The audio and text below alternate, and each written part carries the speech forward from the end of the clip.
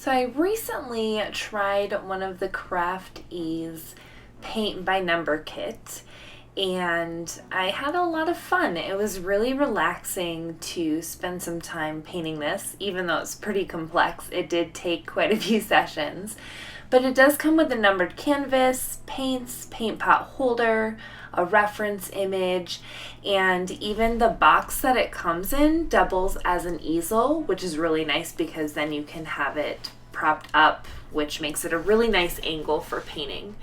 So to start, I just decided to follow the reference image exactly and put a layer of paint over the entire canvas. And of course it's easy to follow because the paint pots are already numbered, and so you just match it to the spot on the painting. Again, there are some really small spots, but it did come with some smaller paintbrushes, which was really nice for this particular painting.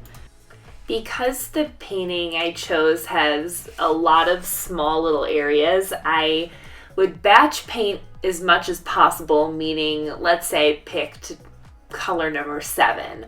I would fill in as many little areas of number 7 as I could, but oftentimes I would find that, I missed a few and went back to the color. So I did go back and forth a little bit, but really I also found it helpful to apply a couple layers of each color. And it's best to do that when you let the color dry first and then apply the next layer. That allows you to truly build up the color and increase the opacity rather than, just putting wet paint on top of wet paint, which will, remain kind of streaky and see-through, and perhaps the numbers will show through. So second coats are helpful, or maybe even third coats depending on, the color you're using. I also like to really work with the large areas. That's helpful to just sort of frame the painting too, but just kind of depending on the flow, is nice to just sort of hop around the painting and go back and forth between the colors like I mentioned, and it's just a really fun process. So I really think that anyone could do these paint by numbers. There are so many different styles of artworks to choose from too, so there really is something for everyone.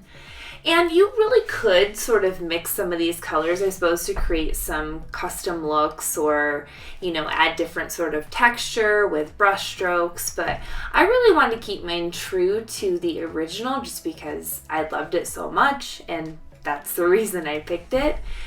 But I would definitely do another paint by numbers. Again, it was really relaxing. I found it helpful to work in several sessions, and that way too paint could dry and I could come back, apply another coat, and just continue the layering process.